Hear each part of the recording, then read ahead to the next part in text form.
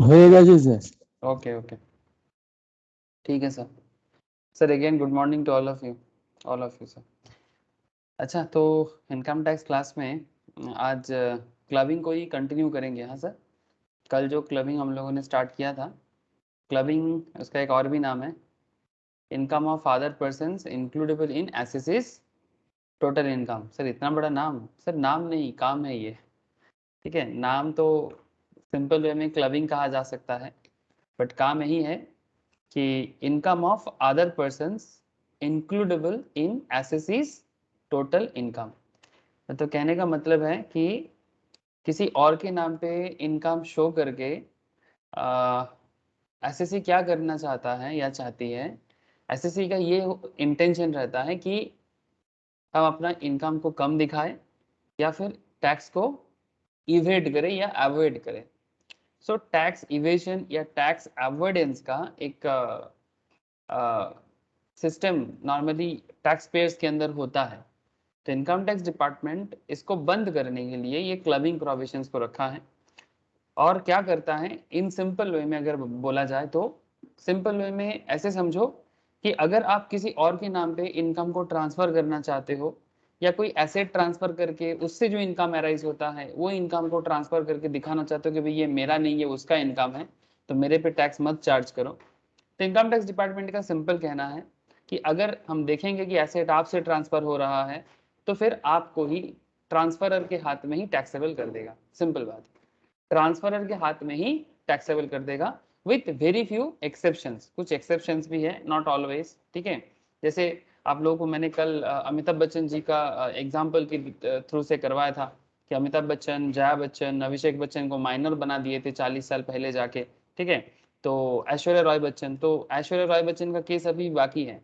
ऐश्वर्या राय बच्चन का क्या केस होगा, जब कोई अपने डॉटर इन लॉ पे अगर मतलब बेसिकली अपने बेटी की बेटा का जो बहू बहू होता है, ठीक है, मतलब जिसको हम लोग डॉटर इन लॉ बोलते हैं इंग्लिश में, ठीक है। अगर कोई इनको या सन इन लॉ इस तरह का किसी को भी अगर एसेट ट्रांसफर कर देता है तो ऐसे केस में उस एसेट से जो इनकम अराइज होता है वो इनकम किसके हाथ पे टैक्सेबल होगा। नॉर्मल कॉमन सेंस तो यही कहता है कि सर ट्रांसफरर के हाथ में ही हो जाएगा जिन्होंने ट्रांसफर कर रहा है, ठीक जैसे अपने स्पाउस के केस में भी देखा था। तो आज ऑलमोस्ट मेन कॉन्सेप्ट हम लोगों ने बात कर लिया सर। प्रोविजंस का जो एरिया है उसमें बात हो गया, लेकिन कुछ क्वेश्चंस प्रैक्टिस करना है और साथ में कुछ बचा कुचा एरिया है सर जिसका मैं डिटेल्स लास्ट दिन नहीं बोला था, वो आज मैं बताऊंगा आप लोगों को। तो उसमें क्या होगा, क्लबिंग ऑफ इनकम रिलेटेड जो भी सेक्शंस है और जो भी इंपॉर्टेंट एरिया है वो डिस्कस हो जाएगा, ठीक है। तो चलो देरी नहीं करना है और आपसे फटाफट सारा पॉइंट्स पे बात कर लेते हैं सर, ठीक है। कल मैंने आपको कुछ क्वेश्चंस कराया भी था, हाँ कॉपी में भी कराया था, और कुछ मैंने आपको एग्जाम्पल के थ्रू से इस नोट से भी करवाया था। जो नोट मैंने सभी को शेयर कर दिया, अगर बाई चांस किसी को नहीं मिला मुझे एक बार पिंग कीजिएगा सर कि सर नोट्स नहीं मिला क्लबिंग का, ठीक है। ओके, तो जैसे कि मैं आपको बार बार बोल रहा हूँ कि ये जो टॉपिक है इसका ऐसे सिंपल नाम एक है सर क्लबिंग, ठीक है। क्लबिंग का मतलब होता है दूसरे का इनकम अगर ट्रांसफर कर रहे हो, आप दूसरे के नाम पे इनकम ट्रांसफर कर रहे हो तो उस इनकम को जोड़ देते हैं एसएससी के इनकम के हाथ में, ठीक है। जैसे कि आपने कल देखा जिस तरह से अमिताभ बच्चन जी का जो मैंने आपको बोला था, ठीक है। अच्छा एक सेकेंड, एक इमेज लेना चाहिए, जस्ट अ मिनट। यस, जैसे यहाँ पर मैंने आपको कल सारा सेक्शन समझाया था, जैसे सेक्शन 60, सेक्शन 61 याद आ रहा है सबको। सेक्शन 62 में एक्सेप्शन था, section 64 subsection 1 clause 2, section 64 subsection 1 clause 4 जो स्पाउस का इनकम मतलब हस्बैंड के लिए वाइफ, वाइफ के लिए हस्बैंड। फिर एक बहुत ही इंपॉर्टेंट और दोनों ही स्पाउस का इनकम बहुत वाइटल माना जाता है, माइनर इनकम बहुत इंटरेस्टिंग एरिया है 64 सबसेक्शन 1A। क्या माइनर इनकम टैक्सेबल होना चाहिए, किसके हाथ में टैक्सेबल होगा, माइनर के हाथ में होगा कि पेरेंट्स के हाथ में होगा। तो नॉर्मल रूल्स है कि माइनर का इनकम पेरेंट्स के हाथ में ही टैक्सेबल होते हैं। पेरेंट्स में से जिसका इनकम ज़्यादा होगा माइनर के इनकम लेस करने के बाद, ठीक है, माइनर के इनकम लेस करने के बाद जिसका इनकम ज़्यादा होगा उनके हाथ में टैक्सेबल होता है। और एक है सर ईच माइनर का इनकम में 1500 करके सेक्शन 10 सबसेक्शन 32 में एग्जेम्पशंस भी मिलता है, ठीक है। तो माइनर इनकम 1500 करके पर चाइल्ड में एग्जेम्पशंस में है, सेक्शन 10 सबसेक्शन 32 ये आपको सुविधा देता है, तो ये सुविधा उठाना चाहिए, ठीक है। तो इसका आज कैलकुलेशन कर लूंगा ना, तो आपके मन में जो भी थोड़ा थोड़ा डाउट है, ठीक है, वो डाउट भी क्लियर हो जाएगा। इनकम ऑफ सन्स वाइफ ये भी चर्चा कर लेंगे आज एक बार, ठीक है, कि अगर सन्स वाइफ पे कोई एसेट ट्रांसफर हो रहा है, उससे जो इनकम अराइज होता है वो किसके हाथ में टैक्सेबल होगा, क्या उसमें क्लबिंग प्रोविजंस एप्लीकेबल होगा या नहीं होगा, ये एक इंटरेस्टिंग एरिया है। और एक बात है सर, जैसे कि आपको मैं कल भी बताया था, अगर आप हाउस प्रॉपर्टी ट्रांसफर करते हो, ठीक है, in case the transfer of house property to spouse without adequate consideration, transfer will be deemed as owner, ठीक है। अगर कोई हस्बैंड अपने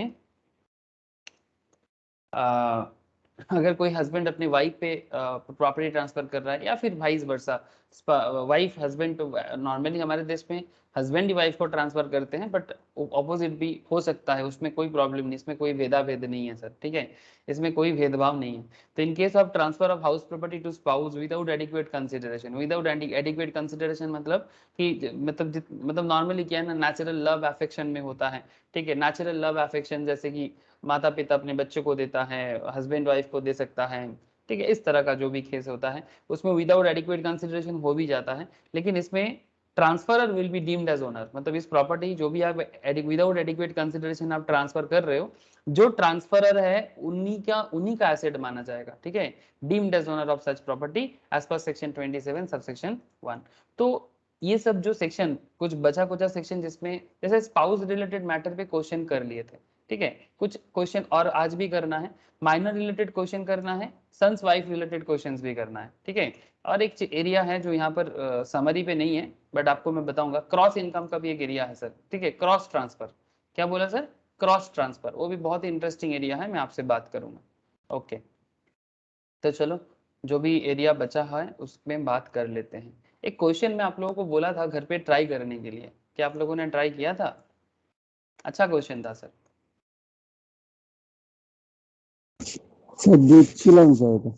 ओके चलो अभी बता देते हैं फटाफट, ठीक है, अभी बता देते हैं, नो इशू। ये क्वेश्चन बहुत ही अच्छा क्वेश्चन है, seriously it's a very interesting question. ये स्पाउस रिलेटेड क्वेश्चन है सर, स्पाउस रिलेटेड क्वेश्चन है। अगर इस क्वेश्चन रिलेटेड प्रोविजंस अगर मैं आपको दिखाऊं, ये प्रोविजंस मैंने बात कर लिया, ठीक है, ये 1664 सेक्शन 64 सबसेक्शन, बेसिकली देखो 60 से लेके 64 का एरिया कवर करता है ना, 60 से लेके 64 का एरिया कवर करता है क्लबिंग्स, ठीक है। और ये जो सेक्शन है ये 64 सबसेक्शन 1 क्लॉज 4 के अंदर बोला गया है, income arising to the spouse, income arising to the spouse, spouse मतलब हस्बैंड का वाइफ, वाइफ की हस्बैंड, ठीक है सर, ये स्पाउस होता है, ये भूलना नहीं है, हाँ सर, एक सेकेंड। तो income arising to the spouse from an asset transferred without adequate consideration, section 64 subsection 1 clause 4।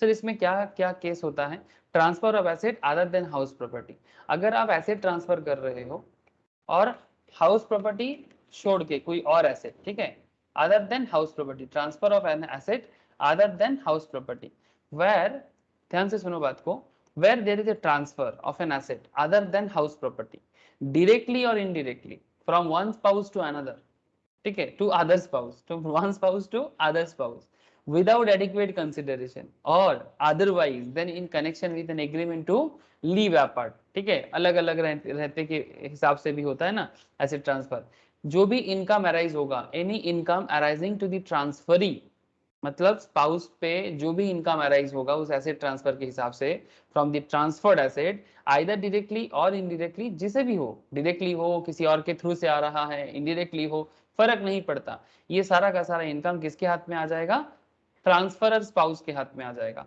अगर हस्बैंड है तो हस्बैंड के हाथ में, अगर वाइफ है तो वाइफ के हाथ में, ठीक है, ट्रांसफरर के हाथ में टैक्सेबल होगा, मतलब बेसिकली क्लब्ड हो जाएगा, ये बात आपको समझना पड़ेगा। अगर हाउस प्रॉपर्टी ट्रांसफर करे तो सर इसमें भी वही बात है, डीम्ड ओनरशिप आ जाता है, ठीक है, इसमें भी डीम्ड ओनरशिप आ जाता है। In case of a transfer of house property, the provisions are contained in section 27, ठीक है, हाउस प्रॉपर्टी ट्रांसफर के बारे में सेक्शन 27 बात करता है। If an individual transfers a house property to his spouse without adequate consideration or otherwise, then in connection with an agreement to leave apart, the transferor shall be deemed to be the owner. जो transfer कर रहा है house property उन्हीं को owner माना जाएगा and it's annual value will be taxed in his hands. जो transferor है उन्हीं के हाथ में टैक्सेबल होगा. बात को याद रखिएगा. हाउस प्रॉपर्टी ट्रांसफर ट्रांसफरर के हाथ में ही टैक्सेबल होता है. Income of acquisition of transferred asset, अगर कोई एसेट से कोई इनकम अराइज होता है, ठीक है, it can be noted that any income from acquisition of transferred asset is not to be clubbed with the income of the transferor. ये एक बहुत ही इंटरेस्टिंग एरिया है. ठीक है, अगर कोई एसेट से कोई इनकम अराइज होता है तो वो इनकम ट्रांसफरर के हाथ में क्लब्ड होना जरूरी नहीं है. There is income arising on transferred assets alone have to be clubbed.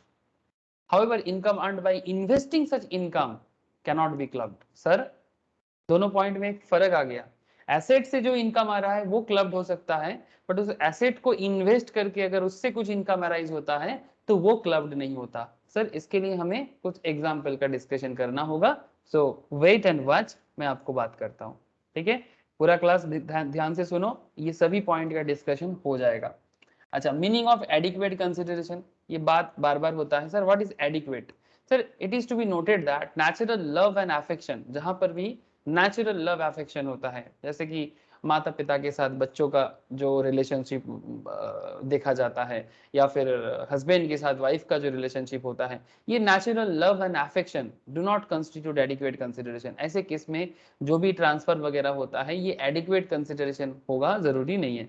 Therefore, where an asset is transferred without adequate consideration, the income from such asset will be clubbed in the hands of transferor. इसीलिए ठीक है, अगर किसी को भी कोई कुछ asset transfer कर रहा है जिनके बीच में नेचुरल लव एंड अफेक्शन है, ऐसे केस में जो ट्रांसफरर है उन्हीं के हाथ में टैक्सेबल या क्लब्ड कर दिया जाता है. कॉमन सेंस है. मतलब पिता क्या किया, मतलब पेरेंट्स क्या किया, अपने बच्चे के नाम पे कोई घर ट्रांसफर कर दिया, फिर उस घर से भाड़ा आ रहा है, दो भाड़ा का इनकम बच्चे का होगा कि माता पिता का होगा, तो वो नॉर्मली पेरेंट्स के हाथ में क्लब्ड हो जाएगा. वही बात कह रहा है सर. ठीक है, तो ऐसा ही बीवी के हाथ में टैक्सेबल होगा कि हस्बैंड के हाथ में होगा अगर घर ट्रांसफर करके वहां से रेंट आ रहा है. कल क्वेश्चन किए हम लोग इस तरह का. ठीक है, तो इस तरह का पॉइंट यहाँ पर बार बार बोला जा रहा है. सो ये सब पॉइंट को बार बार बोलने से जो भी पॉइंट है ट्रांसफर के केस में कब कब टैक्सेबल होता है ये आपको बार बार इसलिए बताया जा रहा है. Transferred asset invested in business, ये बहुत इंटरेस्टिंग एरिया है, अभी मैं आपको बताऊंगा. जो एसेट ट्रांसफर हुआ है ना वो बिजनेस में इन्वेस्ट हो गया है तो क्या होगा? Where the asset transferred directly or indirectly by an individual to his spouse are invested by the transferee मतलब जिसको मिला एसेट वो अपने बिजनेस पर डाल दिया और वहां से प्रोपोर्शनेट इनकम अराइज होता है. ध्यान से सुनिएगा बात, प्रोपोर्शनेट इनकम अराइज होता है. किसको? ट्रांसफरी को. Proportionate income arising to the transferee from such investment is to be included in the total income of the transferor. मतलब जो भी इनकम अराइज होगा वो ट्रांसफरर और ट्रांसफरी पे प्रोपोर्शनेट वे में डिस्ट्रीब्यूट कर दिया जाएगा. If the investment is in the nature of contribution of capital, अगर इन्वेस्टमेंट एक कैपिटल कंट्रीब्यूशन की तरह है तो proportionate interest receivable by the transferee from the firm will be clubbed with the income of the transferor. So capital contribution में proportionate interest होगा और normal income arise होने से प्रोपोर्शनेट इनकम ट्रांसफर और ट्रांसफरी में डिस्ट्रीब्यूट हो जाएगा. Sir कैसे होगा, चलो देखते हैं. यही बात सर क्वेश्चन इलस्ट्रेशन शो 5 है, इसमें यही बात कहा गया है. आपको फटाफट समझाने का कोशिश करता हूँ. देखो, तो वेरी पॉपुलर क्वेश्चंस. ठीक है, मैं हर बार ऐसे टाइप का एक क्वेश्चन जरूर कराता हूँ. Mister Vaibhav started a proprietary business. ध्यान से सुनिएगा सर. मिस्टर वैभव एक अपना खुद का बिजनेस चालू किया. कब चालू किया सर? 1 अप्रैल 2020 को. बहुत बढ़िया, बिजनेस चालू करना चाहिए, है ना. With A capital of 5 lakh, एकदम 5 लाख का कैपिटल जुगाड़ करके बिजनेस चालू किया, एकदम बढ़िया है सेटअप. लेकिन उसको लॉस हो गया 2 लाख का 2021 में, 2021 में उसको लॉस हो गया sir. To overcome the financial positions, इस पर्टिकुलर प्रॉब्लम से बाहर निकलने के लिए उनके बीवी ने उनको कुछ हेल्प किया. ठीक है, हिज वाइफ मिसेस वैशाली, वो पेशे में सॉफ्टवेयर इंजीनियर है. ठीक है, as a software engineer gave a gift of 5 lakh on 1/4/2021. ठीक है, 1/4/2021 को अपने हस्बैंड को उन्होंने 5 लाख गिफ्ट किया. which was immediately invested in the business by Mr Vaibhav. Mr Vaibhav ने उस पैसे को बिजनेस में लगाया और जबरदस्त प्रॉफिट किया 4 लाख का। बढ़िया है एकदम, बीवी का मान रख लिया, गिफ्ट का भी प्रॉफिट कर लिया 4 लाख का। ड्यूरिंग द ईयर 2021-22 आपको कंप्यूट करने पूछा जा रहा है कि amount to be clubbed in the hands of Mrs Vaishali for the assessment year 22-23। क्या ये अमाउंट मिसेस वैशाली के हाथ में क्लब्ड होगा? ये पहला सवाल है। दूसरा सवाल, if Mrs Vaishali give the said amount as a loan, अगर यही पैसा मिसेस वैशाली लोन के तौर पे देता, अगर यही पैसा मिसेस वैशाली लोन के हिसाब से देता तो क्या होता? तो भी क्या क्लब करते? आपके सामने दो सवाल खड़ा हो गया। एक तरफ गिफ्ट हुआ है, रियल केस में गिफ्ट है, लेकिन फिर भी क्वेश्चन के एंड पे आपको पूछा जा रहा है कि अगर ये गिफ्ट के जगह लोन होता तो क्या होता? समझ में आया सर? हेलो, क्वेश्चन समझ में आया? जवाब समझ में नहीं आया, आई अंडरस्टैंड, ठीक है, थोड़ा थोड़ा समझ आ रहा है, पूरा नहीं हो रहा है, लेकिन क्या स्टोरी क्लियर है? Please tell me. ये सब चीजों को मैं स्टोरी मानता हूँ, कहानी क्लियर है ना? कहानी में क्या घटना घटा है वो आगे आगे देखते हैं, लेकिन कहानी क्लियर होना चाहिए, ठीक है? तो चलो देखते हैं इसका सोल्यूशन क्या है इसका। सर इसका सोल्यूशन पहले प्रोविजन के बेसिस में होगा, जो प्रोविजंस मैंने आपको अभी अभी पढ़ाया, ठीक है? Section 64 subsection 1 clause 4 of income tax act 1961 provides for the clubbing of income in the hands of the individual. Individual के हाथ में क्लब करता है if the income earned is from the asset other than house property. Yes, अगर house property छोड़ के कोई और एसेट हो तो इनकम क्लब्ड होता है। Transferred directly or indirectly to the spouse of the individual, otherwise than for adequate consideration or in connection with an agreement or live apart, ठीक है? In this case, Mr. Vaibhav received a gift of 5 lakh on 1/4/2021, मतलब 1 अप्रैल 2021 को 5 लाख का gift mister वैभव को मिला है अपने बीवी से। Mrs Vaishali which he invested in his business, अच्छा वाइफ जो है उनका नाम है Mrs Vaishali, which he invested, कौन? Mister Vaibhav.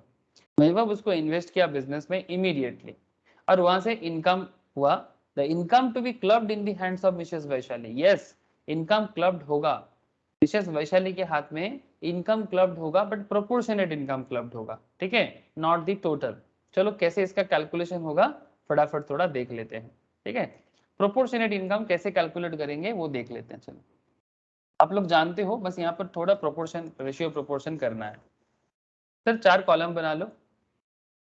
Particular Mr Vaibhav capital contribution out of gift from Mrs Vaishali and total amount.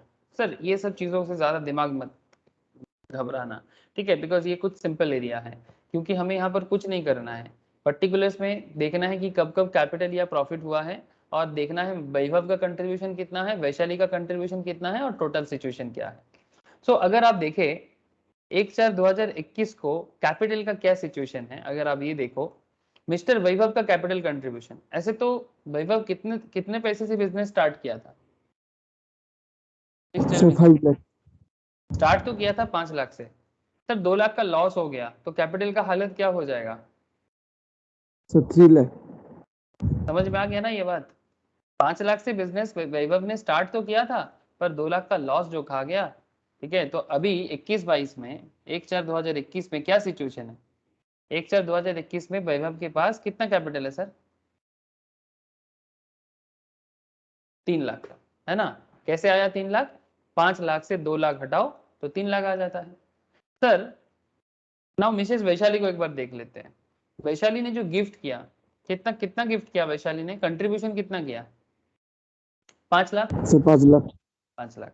तो अगर करेंटली टोटल सिचुएशन देखे बिजनेस का, वैभव का, वैभव ने क्या किया, ये 5 लाख को बिजनेस में डाला ना, तो टोटल बिजनेस में कैपिटल कितना हो गया?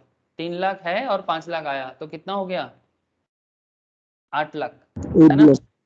Okay, now point is that sir profit का क्या खेल है? चलो अच्छा, क्वेश्चन में प्रॉफिट कितना हुआ ये भी बता दिया ना? तो 4 लाख टका। 4 लाख। अब ये 4 लाख का प्रॉफिट को प्रोपोर्शनेट कैपिटल के रेशियो में प्रोपोर्शनेट कर दो। सर इनका कैपिटल का रेशियो क्या है? 3:5 है। 3:5 है कि नहीं? वैशाली और वैभव का कैपिटल रेशियो 3:5, हाँ यस और sir. No? Yes 4 sir. Lakh into 3:5 मतलब टोटल 8 3 भाग बाई है। 8।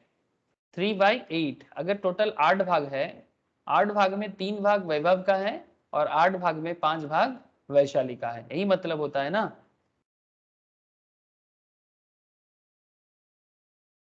तो 4 लाख का 3/8 और 4 लाख का 5/8। तो वैभव का पार्ट होता है 1.5 लाख सर, करके देख लो। और वैशाली का पार्ट होता है 2.5 लाख, मतलब 2,50,000 या 2.5 लाख, जो भी बोलो आप, ठीक है। नाउ पॉइंट इज दैट अब वैशाली के हाथ में कितना क्लब्ड होगा, ये पॉइंट है ना। सर 2.5 लाख क्लब्ड होगा, प्रोपोर्शनेट, पूरा इनकम नहीं, प्रोपोर्शनेट क्लब्ड होगा, बिकॉज ये कैपिटल दोनों का मिला के है। प्रॉफिट जो भी हुआ है दोनों का मिला के 4 लाख का हुआ है, ठीक है। तो जिसका जितना कैपिटल है इनकम टैक्स डिपार्टमेंट उसी के हिसाब से इनकम को भी प्रोपोर्शनेट कर देता है। So profit for previous year 21-22 to be apportioned on the basis of capital employed on the first day of the previous year, that is 1st April 2021, that is 3:5. So therefore income to be clubbed in the hands of Mrs. Vaishali, जिन्होंने actually contribution किया था, उनके हाथ में कितना clubbed होगा? 2,50,000, ठीक है, जो कि असेसमेंट ईयर 22-23 के हिसाब से उनको इनकम माना जाएगा। जो भी इनकम वैशाली का अलग से होगा उसके साथ और 2.5 लाख क्या हो जाएगा? और 2.5 लाख क्लब्ड हो जाएगा, मतलब ऐड हो जाएगा। ये सुनो, बोलो सर, समझ में आया कि नहीं आया? क्वेश्चन का जवाब मिल गया कि नहीं मिल गया? क्वेश्चन में फर्स्ट जो हाँ सवाल सर। किया था, compute the amount to be clubbed in the hands of Mrs Vaishali for assessment year 22-23, यही सवाल आपको पहला सवाल था कि मिसेस वैशाली के हाथ में असेसमेंट ईयर 22-23 में, दैट इज प्रीवियस ईयर 21-22 में, प्रीवियस ईयर 21-22 में कितना अमाउंट वैशाली के हाथ में क्लब्ड होगा। अब दूसरा पार्ट जो था वो है कि अगर मिसेस वैशाली ये अमाउंट कैपिटल ना देके, गिफ्ट करके कैपिटल ना देके अगर लोन देता तो क्या होता? तो क्या क्लब करता? बोलो सर, कॉमन सेंस क्या लग रहा है? अगर ये लोन होता तो क्या क्लब होता? नहीं, तब नहीं होता, इंटरेस्ट रिसीव नहीं होता। वेरी गुड सर, ठीक है। लोन होता तो if the said amount of 5 lakh as a bona fide, bona fide मतलब प्योर लोन, ठीक है, एकदम कोई प्रॉब्लम नहीं है, बोनाफाइड है, बोनाफाइड लोन होता then clubbing provision would not be attracted. मतलब वहां से जो भी इनकम वगैरह होता वो बाद में वैभव उसको वापस कर देता, ठीक है, और जो भी इनकम होता वैभव के हाथ में ही कैपिटल मतलब टैक्सेबल होता। सो लोन होता तो बिल्कुल क्लब नहीं होता। और यहाँ पर और एक बात भी है सर, ये लोग तो रिलेटिव हैं, हस्बैंड वाइफ है, तो रिलेशंस में गिफ्ट भी ट्रांसफर हुआ है। The provision of section 56 subsection 2 clause 10 ये अप्लाई नहीं होगा, जो आप लोगों को मैंने इनकम फ्रॉम अदर सोर्स में पढ़ा के आया कुछ दिन पहले। जो लोग अदर सोर्स क्लास करके आए हो उनको जरूर समझ में आ रहा होगा कि सर 56 सबसेक्शन 2 क्लॉज 10 के हिसाब से रिलेटिव के थ्रू से जो भी ट्रांजेक्शन होता है अप टू 50,000 तक अगर ट्रांजेक्शन है, ठीक है, तो ऐसे केसेस में शादी में मिलता है तो उसका अलग एक्सेप्शन होता है, उसको छोड़ देते हैं, बट नॉर्मली 50,000 तक क्या है? 50,000 तक एग्जेम्प्टेड है, उसके ऊपर मिलेगा तो टैक्सेबल है। तो ये प्रोविजन यहाँ अप्लाई नहीं होगा। The provision of section 50 subsection 2 56 subsection 2 clause 10 would not be attracted in the hands of Mr. Vaibhav since he has received a sum of money exceeding 50,000 without consideration from a relative, that is his wife. जिन लोगों का आधा source वगैरह बाकी है, don't worry, वो बाद में जब आधा सोर्स करेगा तो उनको फिर से कनेक्ट हो जाएगा, बट जिन लोगों ने आधा सोर्स वगैरह करके आया है वो अभी इजीली कनेक्ट कर सकते हो यहाँ पर कि किस तरह से ये प्रोविजंस अप्लाई हो जाता है, ठीक है। तो यहाँ पर ये 50,000 तक का जो नॉर्मल रूल है कि अप टू 50,000 तक कोई टैक्स नहीं है, ठीक है, 50,000 के ऊपर जाएगा तो टैक्सेबल होगा, तो यहाँ पर कोई एग्जेम्पशन नहीं मिलेगा, ठीक है। ये बात आपको थोड़ा ध्यान में रखना चाहिए। बाकी यही था क्वेश्चन। बोलो सर, क्लियर है? आगे बढ़े? मिस्टर वैभव का क्वेश्चन क्लियर है? मिस्टर वैभव एंड वैशाली का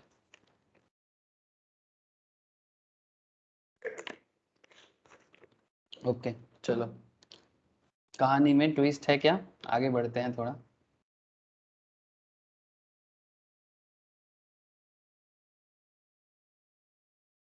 चलो सर, जो मैं कल आप लोगों को समझाया था, सेक्शन 64 सबसेक्शन 1 क्लॉज 6, ठीक है, बेसिकली ये कौन सा एरिया था सर?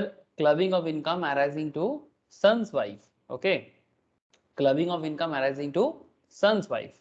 जैसे कि अगर अमिताभ बच्चन का बात करें तो एबी के बेटे क्या नाम है? अभी, ओके, और अभी के वाइफ कौन है?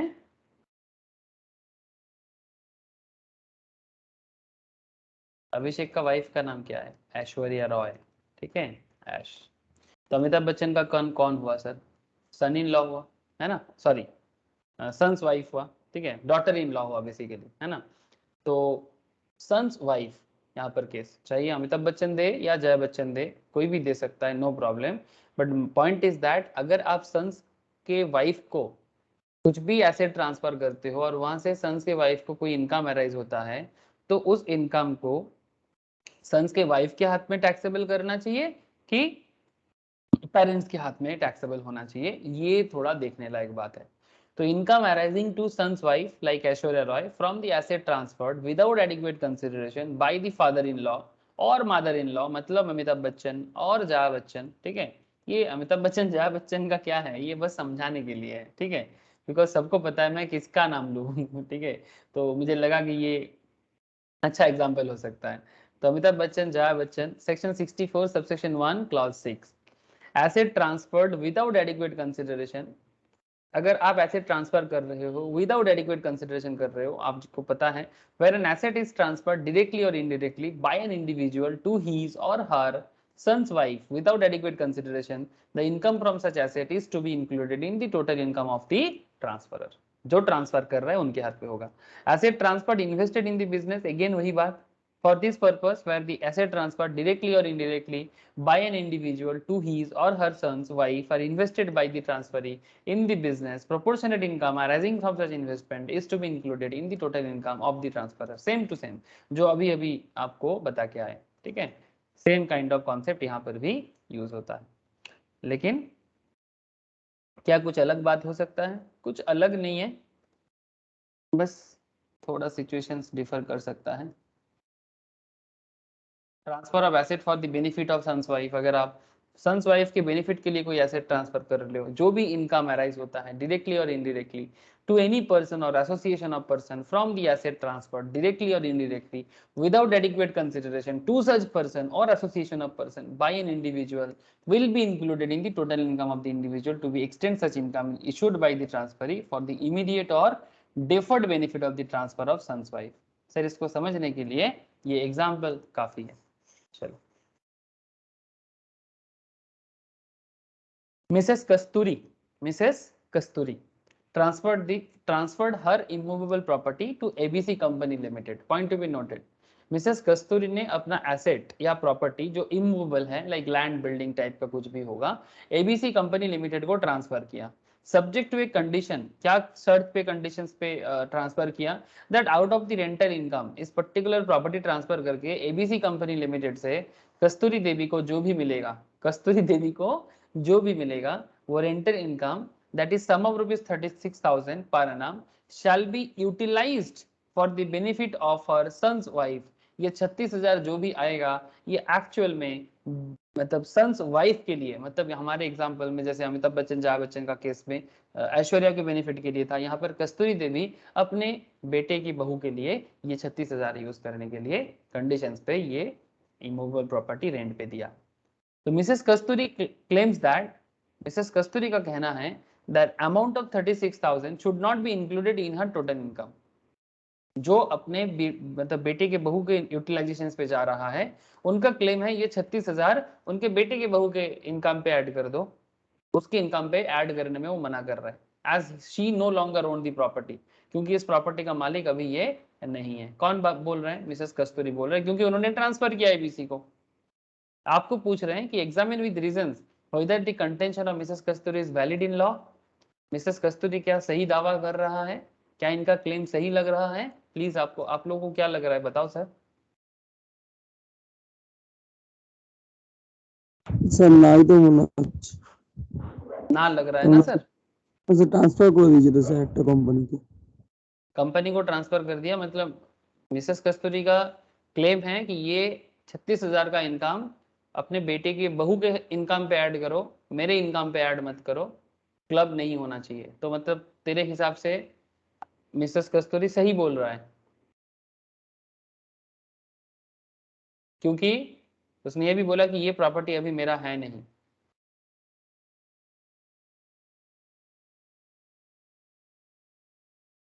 बोलो सर, और किसी को क्या लगता है? क्या लगता है, मिसेस कस्तूरी का क्लेम सही है?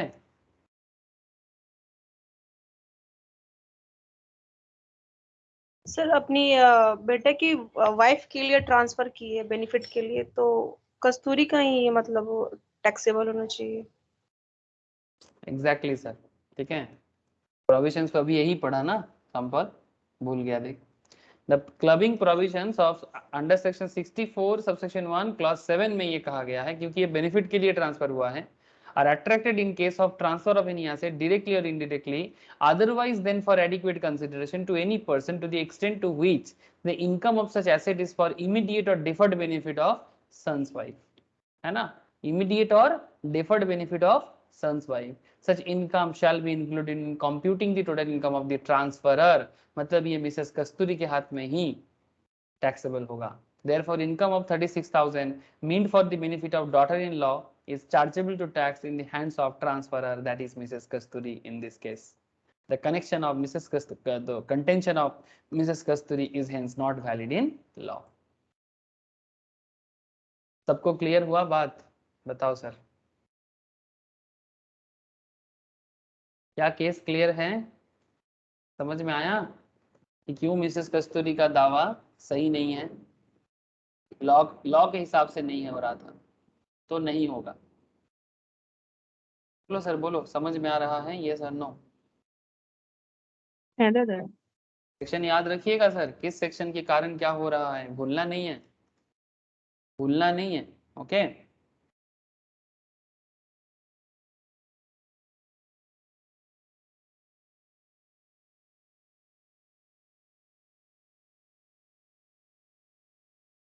ये नोट भी एक बार सुन लो।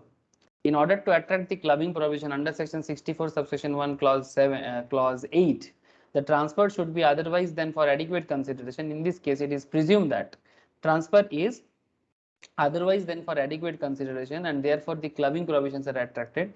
Moreover, the provisions of section 56 subsection 2 clause 10 would also get attracted in the hands of ABC Company Limited if the conditions specified thereunder are satisfied. If it is presumed that transfer was for adequate consideration, the provision of 64 subsection 1 clause 7 would not be attracted। अगर ये transfer adequately होता, ठीक है, हम लोगों ने यहाँ पर ये प्रिज्यूम किया कि ट्रांसफर जो हुआ है वो विदाउट एडिक्वेट हुआ है, ठीक है, एबीसी कंपनी पे जो भी ट्रांसफर हुआ है विदाउट एडिक्वेट हुआ है। बट अगर ये एडिक्वेट कंसिडरेशन के साथ होता, मतलब एबीसी लिमिटेड को अगर मतलब सही दाम पे देता और इसमें बेनिफिट शायद मिलता, बेनिफिट शायद मिलता अपने डॉटर इन लॉ को, बट हम लोगों ने ये अज्यूम करके लिया कि ये विदाउट एडिक्वेट कंसिडरेशन हुआ है, क्योंकि अपने बेटी के डॉटर इन लॉ के बेनिफिट के लिए कर रहा है।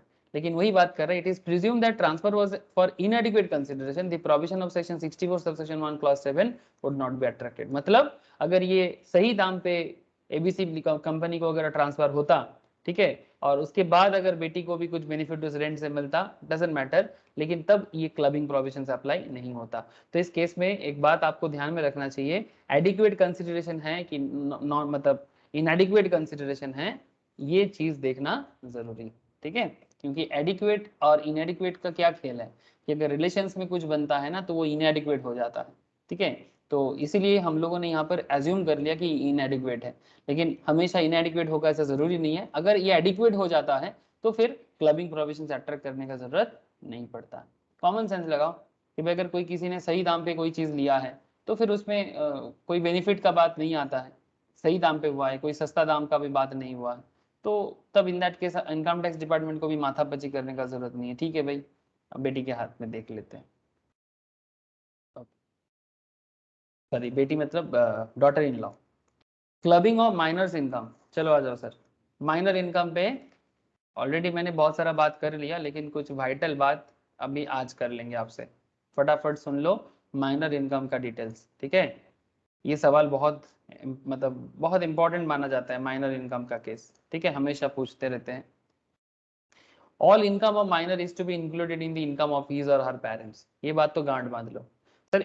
माइनर का इनकम नॉर्मल वे में देखा जाए तो पेरेंट्स के इनकम के साथ इंक्लूड होता है, सिंपल बात है सर। माइनर का इनकम पेरेंट्स के इनकम के साथ इंक्लूड होता है, ये सिंपल रूल कहता है। 64 सबसेक्शन 1A भी यही कहता है। लेकिन क्या कुछ एक्सेप्शंस है? हाँ sir. However the income derived by the minor from manual work or from any activity involving his skill, talent, specialized knowledge or experience will not be included in the income of his parent. आगे दिखाता हूँ question के through से। The income of the minor will be included in the income of that parent. किसके कौन से parent? मतलब यहाँ पर माता पिता दोनों होते हैं, आजकल दोनों कमाते हैं मैक्सिमम केस में। अगर सर कोई एक कमाते हैं तो जो कमाता है उसी के हाथ में टैक्सेबल होगा। लेकिन नॉर्मली अगर दोनों इनकम करते हैं, income of that parent whose total income excluding minor income is greater, ठीक है। माइनर का इनकम माइनस करने के बाद जिसका इनकम ज्यादा होगा उन्हीं के इनकम के साथ माइनर के इनकम को क्लब्ड किया जाएगा, ठीक है, याद रखिएगा। Point number 4, once clubbing of minor income is done with that of one parent, अगर एक पेरेंट के साथ आप clubbing of minors income add कर दिए, it will continue to be clubbed with that parent only, तो हमेशा उन्हीं के साथ ये clubbed होना चाहिए in subsequent years also. The assessing officer may however club the minor's income with that of the other parent if after giving her other parent an opportunity to be heard, ठीक है। अगर किसी और के साथ transfer करना चाहता है तो उस पर बात करना पड़ता है असेसिंग ऑफिसर पे। अगर वो सेटिस्फाई होता है तब जाके वो ट्रांसफर हो सकता है कि भाई नहीं अब पापा के साथ नहीं माँ के इनकम के साथ ऐड करो, समथिंग लाइक दैट। तो ये बातचीत होके असेसिंग ऑफिसर बातचीत करके इसको परमिशन दे सकता है। नॉर्मली जिसके साथ एक बार क्लब्ड हो जाता है वही सब्सिक्वेंट ईयर में कंटिन्यू होता रहता है। अगर किसी को लगता है कि नहीं ये इनकम इनके साथ में इंक्लूड होना चाहिए तो उसका प्रॉपर रीजन के साथ दिखाना पड़ेगा। अगर असेसिंग ऑफिसर सेटिस्फाई होंगे तो in that case necessary to do so, okay. Where the marriage of the parents does not subsist, sir ये भी तो एक इंटरेस्टिंग और इम्पॉर्टेंट एक क्राइटेरिया बन जाता है ना। अगर मैरिज ही नहीं बनता उनके बीच में, आजकल तो ये बहुत ही क्या बताऊं, भगवान करे ज्यादा ना हो, बट आजकल चलता है ये सब, दिखता है बहुत। Where the marriage of the parent does not subsist, the income of minor will be included in the income of that parent who maintain the minor child, जिनके पास वो minor child maintain होते हैं, ठीक है, in the relevant previous year। उस पर जिस previous year में minor child ने income किया उस previous year में वो किसके पास थे, माँ के पास थे कि पापा के पास थे, ठीक है, कौन उसको मेंटेन कर रहा था, ठीक है। तो मेंटेनेंस इसके पास हो रहा था माइनर चाइल्ड का, उनके हाथ पे माइनर चाइल्ड का इनकम मतलब इंक्लूड हो जाना चाहिए। क्या विपत्ति है, हाँ sir. However, the income of a minor child suffering from any disability of the nature specified in section 80U, जो मैं आप लोगों को लास्ट दिन बता रहा था, shall not be included in the hands of parent but shall be assessed in the hands of child, ठीक है। अगर कोई डिसेबिलिटी के थ्रू से कोई इनकम वगैरह होता है तो 80U के हिसाब से, बाकी मैं डिडक्शन चैप्टर में आपको बताऊंगा 80C से 80U के अंदर इसका और भी एरिया है जो मैं आपको बाद में बताऊंगा सर, ठीक है। नॉर्मली ये सर अपने हाथ में हैंडीकैप आता है। वाले में फिर तो फिर डिडक्शन भी नहीं करेंगे ना, पूरा इनकम दे देंगे, मतलब डिडक्शन मिलेगा उनको? हाँ अगर डिडक्शन यूज करेगा तो फिर कोई भी एक मिलेगा, अगर 80U मिलेगा तो 80U या फिर 80DD मिलेगा तो 80DD, ठीक है। ठीक है सर। मैं डिडक्शंस में बताऊंगा, ठीक है। ये पॉइंट को थोड़ा सा मैं अभी स्किप करता हूँ, डिडक्शन चैप्टर में ये वाला पॉइंट मैं फिर से बताऊंगा, so don't worry. It may be noted that clubbing provisions are attracted even in respect of income of minor married daughter. Point to be noted, sir. It may be noted that the clubbing provisions are attracted even in respect of income of minor married daughter. कई बार हमारे देश में होता है ना sir, minor daughter का क्या हो जाता है, शादी हो जाते हैं, है ना। डॉटर का 16 साल की उम्र में, 17 साल की उम्र में शादी हो जाते हैं। तो इस केस में आजकल तो सर रूल चेंज हो गया ना, लड़की को अभी शादी का उम्र अभी 21 कर दिया ना सर 21 24 21। ছেলে দেখে তো 24 বলেছে, মেয়েদেরটা 21 দিয়েছে। लड़का लोग का 24 कर दिया? হ্যাঁ স্যার, তাই তো শুনলাম। नहीं नहीं, नहीं लड़की হ্যাঁ স্যার রেজিস্ট্রি করতে গেলে 24 করতে হবে, না হলে এমনি হতে পারে। ऐसा शादी कर सकता है, रजिस्ट्री करने के लिए 24 होना पड़ेगा। স্যার রেজিস্ট্রি ছাড়া তো যেতে এখন হবে হয় না, 24 রেজিস্ট্রি করতে হলে আপনাকে যেতেই হবে 24 আপ, নাহলে হবে না। और लड़कियों का उम्र जो 18 था वो 21 हो गया। আচ্ছা মেয়েদের ক্ষেত্রে সে স্যার 21 ওই বলেছে। 21 আর 24 রেজিস্ট্রি করতে গেলেই দুটো মাস্ট। हम्म, अच्छा हुआ, बहुत जरूरी था,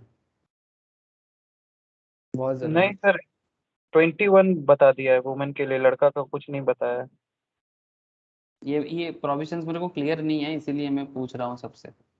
ये इतना पता है कि लेटेस्ट अमेंडमेंट जो आया है ये शादी वाले मैटर में, कि लड़कियों का उम्र 21 नहीं होगा तो शादी नहीं होगा, जो पहले 18 था।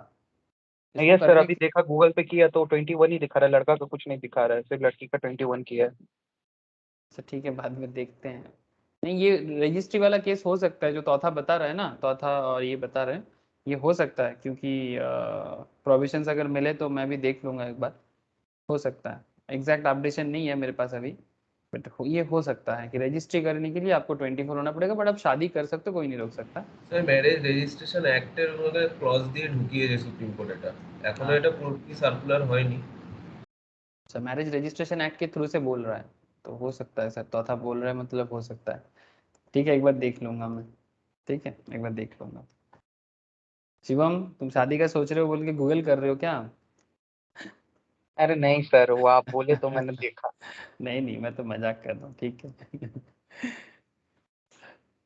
अरे जरूरी है सर, ये क्या है ना, थोड़ा सा लेट उम्र में शादी होने से एक बात है कि लड़की लोगों के लिए एजुकेशन जो है एटलीस्ट कॉलेज तो पास करे, है ना, क्योंकि 18 तक तो 12 भी हो पाता है, और आज के डेट में अगर कॉलेज पास नहीं होगा तो प्रॉब्लम है।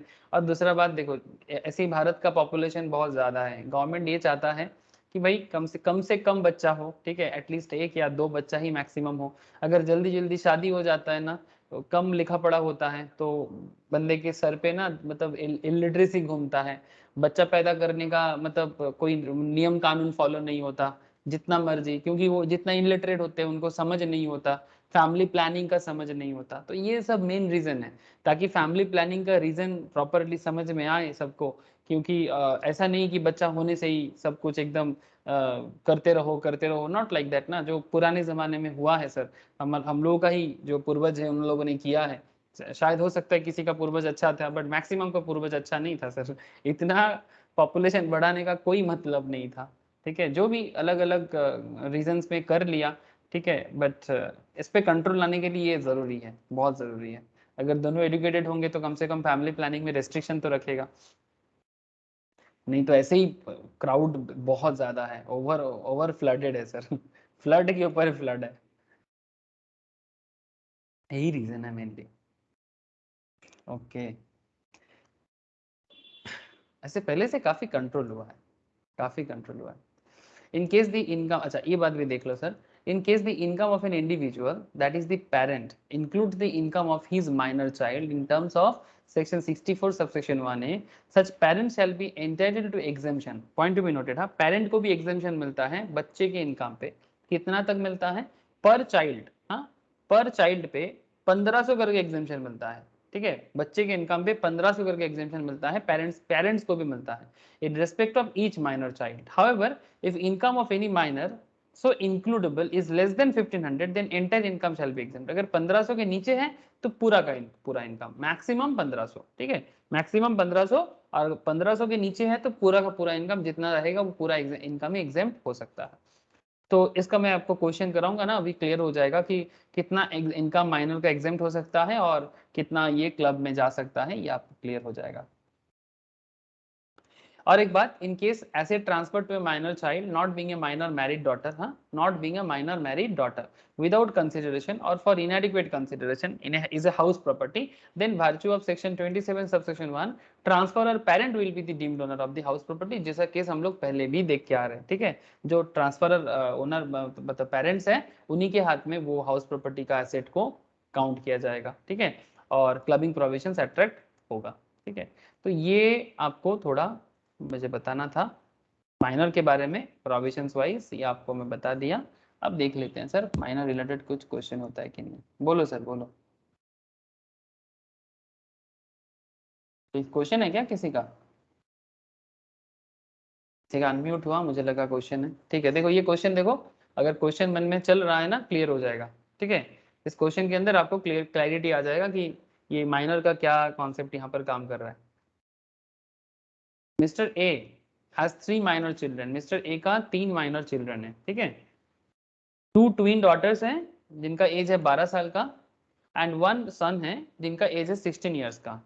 Income of the twin daughters 2000 per annum है, and that of the son is 1200 per annum. सन का इनकम जो है वो 1200 पर एनम के हैं। मिसेस ए मतलब मिस्टर ए की बीवी, मतलब इन बच्चों लोगों की माँ, has transferred her flat to her minor son on 1st of April 2021 out of the natural love and affection. अपने सन को उन्होंने फ्लैट गिफ्ट किया, एक तरह का ट्रांसफर कर दिया सन के नाम पे, नेचुरल लव एंड अफेक्शन के थ्रू से। The flat was let out in on the same date पे ये फ्लैट लेट आउट भी हो गया। ठीक है, 1 अप्रैल से। कितने करके रेंट है? 10,000 पर मंथ का। पूछा जा रहा है आपको, compute the income in respect of minor children to be included in the hands of Mr A and Mrs A under section 64 subsection 1 है। Assuming that Mr A's total income is higher than Mrs A, ये मान के चलो कि mister A का income ज्यादा है Mrs A से। ठीक है, before including the income of minor children. Minor children का इनकम इंक्लूड करने से पहले मिस्टर ए का इनकम मिसेस ए के इनकम से ज्यादा है। ये है क्वेश्चन। क्वेश्चन क्लियर है sir? Please tell me. Yes sir. हाँ सर। तो फटाफट देख लेते हैं मिस्टर ए के हाथ में क्या क्लब्ड होगा। नॉर्मल क्या कहता है? बच्चे का इनकम माँ बाप के इनकम के साथ इंक्लूड होगा। ठीक है, जिनका इनकम हाईएस्ट होगा, बच्चे लोग का इनकम एक्सक्लूड करने के बाद। ठीक है, तो ट्विन माइनर चिल्ड्रन डॉटर का 2000 करके दो बच्चा है, 4000 इनकम कर रहे हैं, लेकिन इनको एग्जाम्पशंस मिलेगा सेक्शन 10 सबसेक्शन 32। सर ये सेक्शन 10 नॉर्मली वो सेक्शन का एरिया है जहां पर जैसे कि एग्रीकल्चर इनकम, जो बेसिकली एग्जेम्प्टेड इनकम के बारे में बात करता है। ठीक है, जैसे एग्रीकल्चर इनकम क्या है? नॉट टैक्सेबल है ना सर, कुछ और भी उनके पर्शियल इंटीग्रेशन का रूल्स है। Section 10 and income which do not form part of total income, ये सेक्शन 10 का एक पूरा एरिया कवर करता है। तो सेक्शन 10 सबसेक्शन 32 उसी में से एक सेक्शन है जहां पर आपको ये बोला जा रहा है कि अगर माइनर इनकम करते हैं तो उनपे 1500 करके पर बच्चे का इनकम आप एग्जाम कर सकते हो। तो ट्विन माइनर डॉटर का 4000 का इनकम है, लेकिन 1500 करके दो बच्चे का 3000 का एग्जामेशन हो जाएगा आपको सेक्शन 10 सबसेक्शन 32 के तहत। तो 4000 का 3000 चला गया तो कितना टैक्सेबल रहेगा? 1000। ठीक है, माइनर सन जो है वो 1200 कमाते हैं, जो 1500 के नीचे है। हाँ सर, यही बात वहां पर कर फुल्ली रहे हैं। एग्जाम। ये 1500 के नीचे है, लेस देन 1500। तो लेस देन 1500 में जितना भी अमाउंट होगा वो पूरा का पूरा एग्जेम्प्ट हो जाएगा। तो 1200 का 1200 एग्जेम्प्टेड, तो नील। तो ultimately income to be clubbed in the hands of Mr A कितना हो जाएगा? सिर्फ 1000, है ना? बात समझ में आया सर? Yes sir.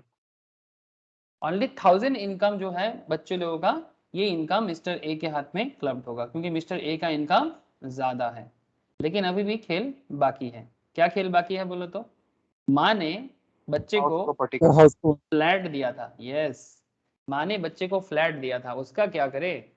तो as per section 27 subsection 1 Mrs A is the deemed owner of the house property, है ना? Transfer to her minor son, natural love and affection, प्यार मोहब्बत से दिया। Do not constitute adequate consideration for this purpose. Yes, natural love affection कभी भी adequate consideration नहीं होगा, ये कॉमन सेंस है। ठीक है, accordingly the income from house property कितना हो जाएगा फिर? 10,000 करके भाड़ा है, 12 महीने का कितना हो जाता है? 1,20,000, 20,000। है ना? तो और बाकी कुछ अगर टैक्स वगैरह यहाँ पर नहीं दिया है तो मान के चलेंगे यही एनएवी है। नहीं सर, स्टैंडर्ड डिडक्शन नहीं, हाँ स्टैंडर्ड डिडक्शन, 30%। म्यूनिसिपल टैक्स अगर होता तो माइनस करते, लेकिन यहाँ पर कुछ है नहीं ना, यस सर। तो यहाँ से 30% लेस करेंगे स्टैंडर्ड डिडक्शन। 36,000 तो 1,20,000 का 30% मतलब 36,000। तो 1,20,000 से 36,000 निकल जाएगा तो 84,000 84,000। ये क्या हो जाएगा? एनएवी। एनएवी। और बाकी यहाँ पर अगर कुछ बोरोड कैपिटल वगैरह होता, ठीक है, तो वो भी माइनस होता, लेकिन ऐसा कुछ यहाँ पर है नहीं। तो 84,000 ही आपका क्या हो जाएगा? हाउस प्रॉपर्टी इनकम हो जाएगा। ठीक है, इन सिंपल। अब ज्यादा हाउस प्रॉपर्टी डिटेल्स तो हाउस प्रॉपर्टी में आप लोग करते हो, अब उतना डिटेल्स में नहीं जाना। ठीक है, तो 84,000 का जो इनकम यहाँ पर हो रहा है ये किसके हाथ पे टैक्सेबल होगा, बोलो। सर मिसेस है, मिस्टर है, मिस्टर है या मिसेस है? सर मिसेस है। मिस्टर है। मिसेस है सर, मिसेस है। Would be taxable directly in her hands. Her hand मतलब मिसेस ए के हैंड्स पे, मिसेस ए भी इनकम करते हैं ना। Yes sir. और ये ट्रांसफर किसने किया था, मिसेस ए किया था, मिस्टर ए नहीं Mrs. किया था।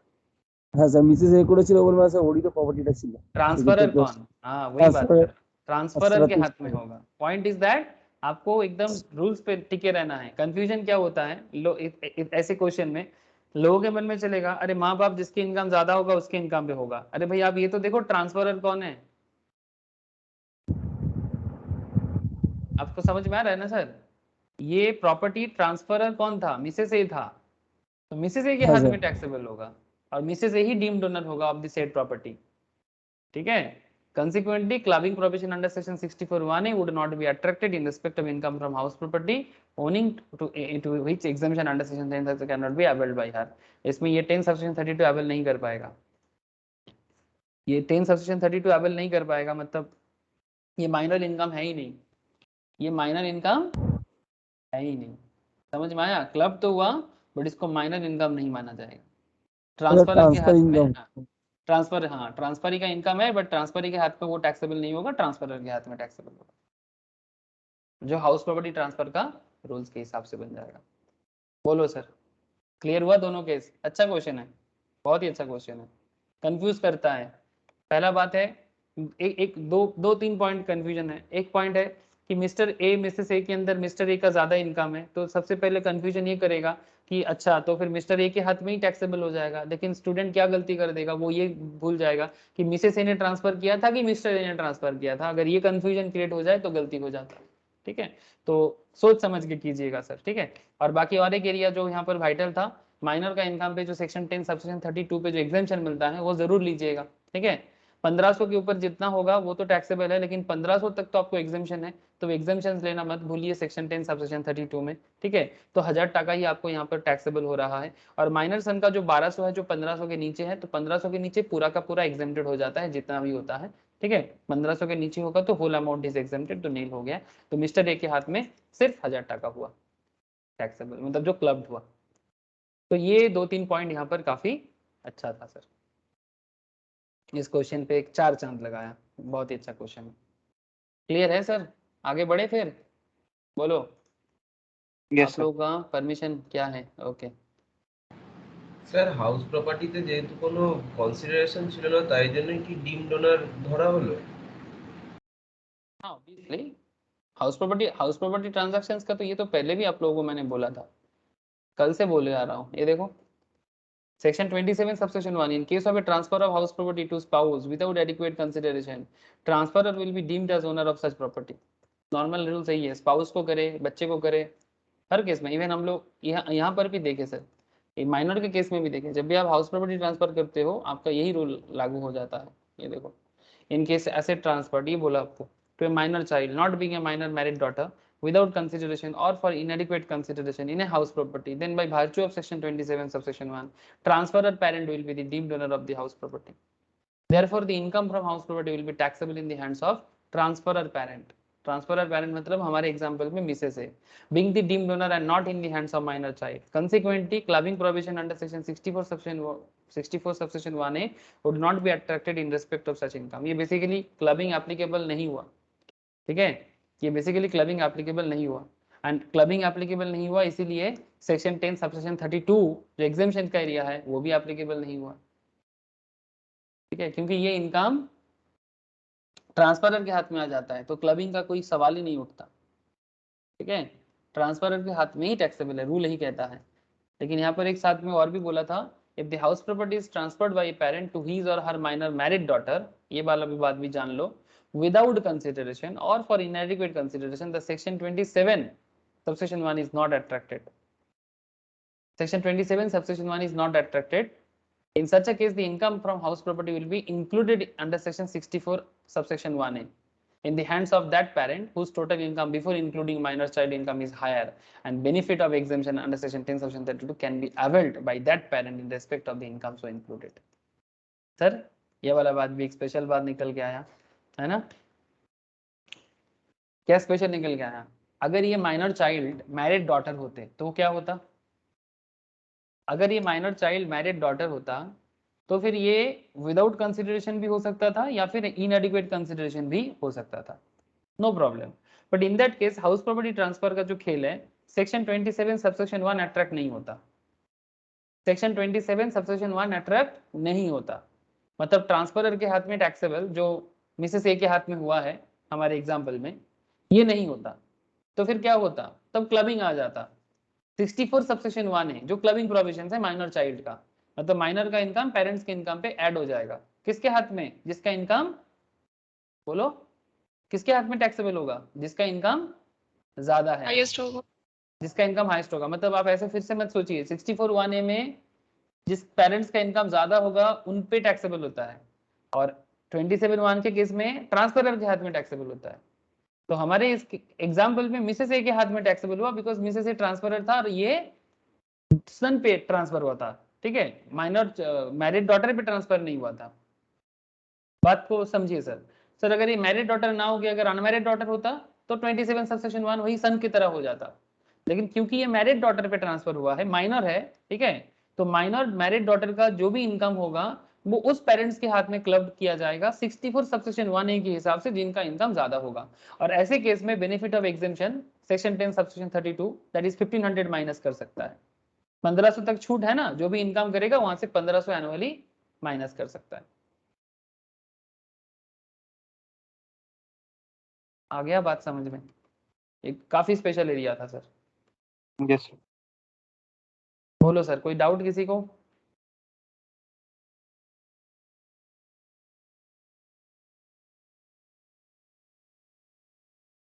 प्रोविजन में कितना सारा चीज छुपा हुआ होता है सर, और अगर आप लोग बोलोगे कि प्रोविजंस बिना पढ़े आप लोग एग्जाम देने जाओगे तो आप सोचो कि क्वेश्चन अगर थोड़ा सा घुमा देता है तो क्या हालत हो सकता है ना?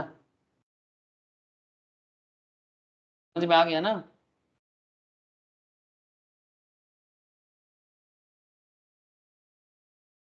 है ना सर? अच्छा क्वेश्चन है सर, चलो देखते हैं। Compute the gross total income of mister and Mrs A from the following information. Minor का ही क्वेश्चन होगा I think, yes. Salary income computed है, आपको सैलरी इनकम कैलकुलेट करने का जरूरत नहीं है। अगर सैलरी इनकम कैलकुलेट करने बोलेगा तो वो पूरा एकदम सैलरी डिटेल्स देगा, तो कंप्यूट करना बैठे बैठे जो इनकम अंडर द सैलरी में आपको मैं सिखाता हूँ। यहाँ पर कंप्यूटेड है बिकॉज यहाँ पर हम लोग का मेन फोकस है clubbing, okay, not salary. Income from profession Mr A, ये भी कंप्यूटेड है 3,90,000, ठीक है, कंप्यूटेड है। Income of minor son B from company deposit, B ने कंपनी डिपॉजिट करके इनकम किया, माइनर है 15,000। Income of minor daughter C, minor daughter है सी फ्रॉम स्पेशल टैलेंट 32,000 कमाया। Interest from bank receive by C on deposit made out of her special talent 3,000। सी का जो 32,000 का था वो भी स्पेशल टैलेंट में था, और जो बैंक में रिसीव किया वो भी स्पेशल टैलेंट का पैसा ही जमा करके रिसीव किया इंटरेस्ट के तौर पे। और gift received by C on 30 सितंबर 2021 from friend of Mrs A, Mrs A के फ्रेंड से 2,500 का गिफ्ट मिला है। आपको पूछते हैं brief working is sufficient, detail computation under various heads of income is not required. Yes, salary वगैरह का दिखाने का कोई जरूरत नहीं है, आपको बस बताना है कि आप ये बताओ कि मिस्टर ए और मिसेस ए का क्या टोटल इनकम होगा, मतलब क्या क्लब करना है और किसको क्लब नहीं करना है। क्वेश्चन क्लियर है तो आगे बढ़ेंगे सर। यस सर, पर सर स्पेशल टैलेंट है तो क्लब, हाँ सर बोलो। स्पेशल टैलेंट तो हस्बैंड है सर। स्पेशल टैलेंट तो बच्चे के हाथ में जाएगा ना, मतलब हाँ वो तो हाँ सर, पेरेंट्स। बिल्कुल মানে बिल्कुल। ক্লাব হবে না সেক্ষেত্রে শুধু বিয়ের ক্ষেত্রে যেটা স্যার ডিপোজিট মানি ওটা থেকে স্যার 2,000 টাকা লেসে 15,000 টাকা অ্যাড হবে। ओके এটা হায়ার মিস্টারের ক্ষেত্রে অ্যাড হবে।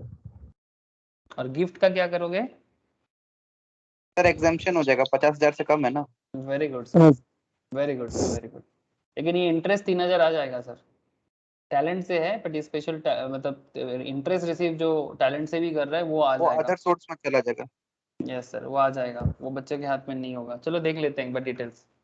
As per the provision of section 64 subsection 1A of the income tax act, बहुत अच्छा क्वेश्चन है। All the income of minor child has to be clubbed. Rules क्या कहता है, सारा का सारा माइनर चाइल्ड का इनकम क्लब्ड होता है in the hands of that parent whose total income excluding the income of the minor is greater. The income of Mr A 3,90,000 and Mrs ए का इनकम है 2,30,000। ये तो आपको पहले से ही पता है। Since income of Mr. A is greater than Mrs. A, income of minor children have to be clubbed in the hands of Mr. A.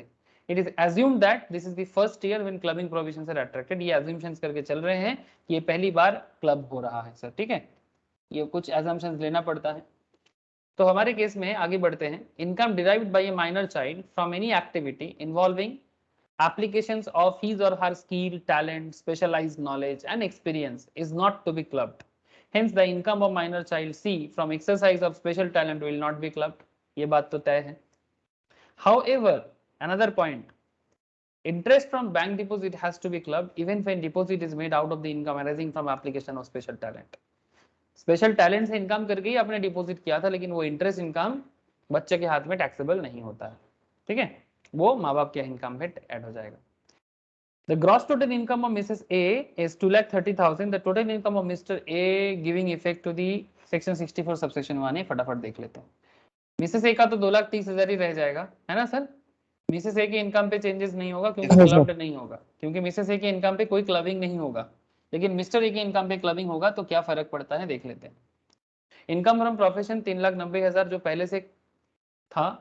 Income of minors and B from company deposit 15,000, यहाँ से 10 subsection 32 के हिसाब से 1,500 हटा दो, 13,500, ठीक है, mandatory exemption है। इनकम ऑफ माइनर डॉटर सी जो स्पेशल टैलेंट से 32,000 कमाया, वो इनकम तो यहाँ नहीं आएगा। From special talent not to be clubbed, special talent का जो इनकम है वो नहीं आएगा, लेकिन इंटरेस्ट फ्रॉम बैंक जो 3,000 है वो आएगा। और gift of 2,500 receive from a non relative is not taxable because section 56 subsection 2 clause 10 income from other source का सेक्शन है, ठीक है, being less than the aggregate limit of 50,000। 50,000 से नीचे कोई भी गिफ्ट है वो टैक्सेबल नहीं होता है, तो नील। तो अल्टीमेटली क्या बन गया sir, income from minor daughter C का इनकम बन गया 3,000, लेकिन इससे भी आपको 1,500 का एग्जाम्पशन मिलेगा, तो अल्टीमेटली 1,500, ठीक है। तो 3,90,000 और इधर था 13,500 और इधर है 1,500, तो कुल मिला के 4,05,000 ये हो जाएगा मिस्टर ए का इनकम। क्रिस्टल क्लियर हुआ या नहीं? हाँ सर। Yes sir. किसी को कोई डाउट है तो पूछ लीजिए सर, तो फिर आगे बढ़ते हैं। हाँ सर, एक बहुत ही टिपिकल सिचुएशन हो सकता है, जानते हो ना, टैक्स इवेट करने का। इसका केस भी बना था इनकम टैक्स में, क्रॉस ट्रांसफर का केस है। सर क्रॉस ट्रांसफर क्या होता है, मैं आपको समझाता हूँ क्रॉस ट्रांसफर क्या होता है। ध्यान से सुनो, फिर एक क्वेश्चन करेंगे तो आपको क्लियर हो जाएगा। In case of a cross transfer also, for example, A making gift of 50,000 to the wife of his brother B. A अपने भाई के बीवी को गिफ्ट कर रहा है 50,000 for the purchase of a house by her and a simultaneous gift. मतलब भाई की बीवी फ्लैट खरीदेगा, उसके लिए हाउस खरीदेगा, उसके लिए A ने अपने भाई जो है B के बीवी को गिफ्ट किया 50,000। सिमिलरली साइमल्टेनियस गिफ्ट दिया किसने, बी ने। बी मतलब ए का भाई, किसको दे रहा है, एज माइनर सन को। ए का जो माइनर सन है उनको गिफ्ट कर रहा है इन ए फॉरेन कंपनी और rupees shares of in a foreign company जिसका वैल्यू है 50,000 जो बी ओन करता है, ठीक है। तो बी किसको गिफ्ट कर रहा है 50,000 का, ए के बच्चे को, माइनर बच्चे को, ठीक है। ए ने किसको गिफ्ट किया, ए ने गिफ्ट किया अपने भाई की बीवी को जो घर खरीदना चाहता है। साइमल्टेनियसली बी ने भी गिफ्ट कर दिया अपने ही दादा के या भाई के बच्चे को जो माइनर है, फॉरेन कंपनी का शेयर्स गिफ्ट कर दिया, मतलब उनके नाम पे कर दिया। तो खेल क्या है, the income from the asset transferred would be assessed in the hands of the deemed transferor. Normally क्या होना चाहिए, जो ट्रांसफर कर रहा है उन्हीं के हाथ में टैक्सेबल कर देंगे। If the transfer R so intimately connected as to form part of single transactions and each transfer constitute consideration for the other by being mutual or otherwise. जो भी ट्रांसफर हो रहा है सभी म्यूचुअल अंडरस्टैंडिंग में हो रहा है. Thus in the instant case transfers have been made by A and B to person who are not their spouse or minor child. ये अपने स्पाउस पे या अपने बच्चों पे ट्रांसफर नहीं कर रहा है, दूसरे के स्पाउस पे दूसरे के बच्चे पे ट्रांसफर हो रहा है. ये बात तो क्लियर है सर. ए ने जो ट्रांसफर किया वो बी का स्पाउस है, बी ने जो ट्रांसफर किया वो ए का बच्चा है. तो ये हो गया ना क्रॉस ट्रांसफर. हम लोग इतना देर से जो पढ़े हैं वो क्या था, अपने बीबी पे ट्रांसफर करना मतलब अपने स्पाउस पे ट्रांसफर करना या अपने बच्चों पे ट्रांसफर करना. लेकिन ये खेल क्या है, दूसरों के बीबी पे ट्रांसफर मतलब स्पाउस पे ट्रांसफर करना. सिर्फ बीबी नहीं बोलना चाहिए, स्पाउस का बात है, ठीक है, उल्टा भी हो सकता है. स्पाउस दूसरे के स्पाउस पे ट्रांसफर करना, दूसरे के बच्चों पे ट्रांसफर करना, ये खेल चल रहा है.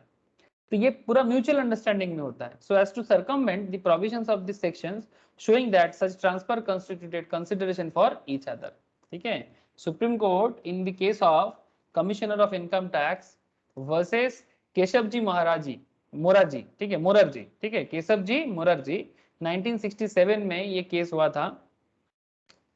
Observe that if two transactions are interconnected, जो भी ट्रांजैक्शंस हो रहा है ना ये एक्चुअली इंटरकनेक्टेड है कंसिडरेशन पे. भाई तुम एक काम करो 50,000 इसको दे दो, मैं उसको 50,000 दे देता हूँ गिफ्ट के तौर पे, वो माइनस हो जाएगा, 50,000 तक तो छूट है, लाइक दैट. ठीक है. लेकिन ये जो भी कर रहा है सोची समझी चाल है. If two transactions are interconnected and part of the same transaction in such a way that it can be said that this circuitous method was adopted as a device to evade tax. ये basically tax evade करने का एक तरीका है. The implication of clubbing provision would be attracted accordingly. The income arising to Mrs. B from the house property should be included in the total income of B. ये Mrs B का जो house property का 50,000 mister A से मिला था ना, वो B के इनकम में ऐड हो जाएगा. And the dividend from share transfer to as minor son would be taxable in the hands of A. ठीक है. भले ही आप कितना भी घुमाने का कोशिश करो, इनकम टैक्स डिपार्टमेंट अगर ऐसा पकड़ लेता है ना तो वो अपने अपने केस में ही तो उसको कनेक्ट कर लेगा. मतलब ए के हाथ में जो शेयर था, ए माइनर सन के हाथ में जो शेयर था, ठीक है, वो अपने ही पिता पे मतलब मिस्टर ए के हाथ में टैक्सेबल कर देगा. और मिसेस बी को जो हाउस प्रॉपर्टी का जो पैसा मिला था वो अपने ही हस्बैंड के नाम पे टैक्सेबल कर देगा. This is because A and B are the indirect transferors to their minor child and spouse respectively of income yielding assets so as to reduce their burden of taxation. ये लोग क्या कर रहा था, अपना टैक्स बर्डन कम करने के लिए ऐसा खेल खेल रहा था. लेकिन ये खेल हो गया. ठीक है. ऐसा बहुत सारा खेल होता है सर, वो आज भी चलता है. बाद में ये सब केस बनता है और लॉ बन के आपके लिए सामने आ जाता है. ठीक है. मतलब पब्लिक जितना कॉम्प्लेक्सिटीज क्रिएट करेगा लॉ उतना और कॉम्प्लेक्स बनेगा, और कुछ नहीं. पब्लिक सिंपल रहेगा लॉ भी सिंपल रहेगा, पब्लिक कॉम्प्लेक्स बनेगा लॉ कॉम्प्लेक्स बनेगा. और क्या, पब्लिक का क्या जानते हो ना आप लोग. थोड़ा सा मौका क्या मतलब नहीं दोगे ना, वो क्या से क्या करेगा उसको खुद भी नहीं पता. तो ऐसे ऐसे पब्लिक के लिए ये सब लॉ बनाना पड़ता है. Mr. Vasudevan gifted a sum of rupees 6 lakhs to his brother's wife on 14th of June 2021. On 12th of July 2021, his brother gifted a sum of rupees 5 lakh to Mr. Vasudevan's wife. उल्टा चल रहा है, cross चल रहा है. ठीक है. Mister Vasudevan ने अपने भाई की बीवी को गिफ्ट किया 6 लाख और his brother gifted a sum of rupees 5 lakh to Mr. Vasudevan's wife. The gifted amounts were invested as fixed deposit. जो भी गिफ्टेड अमाउंट है ये एफडी कर दिया in bank by Mrs Vasudevan and wife of Mr Vasudevan brothers. मतलब भाई की बीवी और वासुदेव की बीवी दोनों ने एफडी कर दिया 1 अगस्त 2021 में 9% इंटरेस्ट पे. आपको पूछते हैं examine the consequence of the above under the provision of the Income Tax Act 1961 in the hands of Mr. Vasudevan and his brother. Vasudevan के हाथ में, उनके भाई के हाथ में टैक्सेबिलिटीज क्या होगा. सर आपको तो समझ में आ ही गया है, लेकिन कैसे लिखना है ये थोड़ा देख लो. और इस केस में पूरा वही जो आपको मैं इतना देर से प्रोविजन समझा रहा था वो प्रोविजंस लिखना है, और कौन से केस में ये प्रोविजंस फर्स्ट टाइम यूज किया गया था वो भी आपको बताना है. In the given case, Mr. Vasudevan gifted a sum of rupees 6 lakhs to his brother's wife on 14th of June 2021. Simultaneously, his brother gifted a sum of rupees 5 lakh to Mr. Vasudevan's wife on 12th July 2021. The gifted amount were invested as a FD in a bank by Mrs. Vasudevan and his brother's wife. These transfers are in the nature of cross transfer. एकदम आंखों देखी दिख रहा है. Accordingly, the income from asset transferred would be assessed in the hands of deemed transferor because the transfer are so intimately connected to form part of a single transactions, and each transfer constitute consideration for other by being mutual or otherwise. If the two transactions are interconnected and are part of the same transactions in such a way that it can be said that the circuitous method was adopted, okay, as a device to evade tax, the implication of clubbing provisions would be attracted. It was held in the apex court in Commissioner of Income Tax versus Keshav ji Mukherjee 1967. आपको ऐसे लिखना पड़ता है, specially CA and CMA के case में बोल रहा हूँ. अगर जब भी आप कोई प्रोविजंस के बेसिस में आंसर लिखते हो तो आपको उसका case law, relevant case laws लिखने से आपको अच्छा मार्क्स मिलता है और सीरियसली बहुत अच्छा मार्क्स मिलता है. और सीएस के केस में नो इशू, उनको तो बस नॉलेज चाहिए और एग्जाम क्वेश्चन पढ़ के ये होना चाहिए ये बताना पड़ता है. सो उनको लिखने का भी जरूरत नहीं है. Okay. Accordingly, the interest income arising to Mrs. Vasudevan in the form of interest, the interest income arising to Mrs. Vasudevan in the form of interest on the FD would be included in the total income of Mr. Vasudevan. जो भी interest मिलेगा, interest income arising to Mrs. Vasudevan in the form of interest on FD would be included in the total income of Mr. Vasudevan, and interest income arising in the hands of his brother's wife would be taxable in the hands of Mr. Vasudevan's brother as per section 64 subsection 1. To the extent of amount of cross transfer that is 5 lakh. ये cross transfer 5 lakh के basis में होगा, ठीक है, 5 लाख के basis में, मतलब वासुदेवन के ब्रदर के हाथ में होगा. This is because both Mr. Vasudevan and his brothers are indirect transferer of the income to their respective spouse with an intention to reduce their burden of taxation. ठीक है, आई होप कि clear हुआ आपको बात. हाँ sir,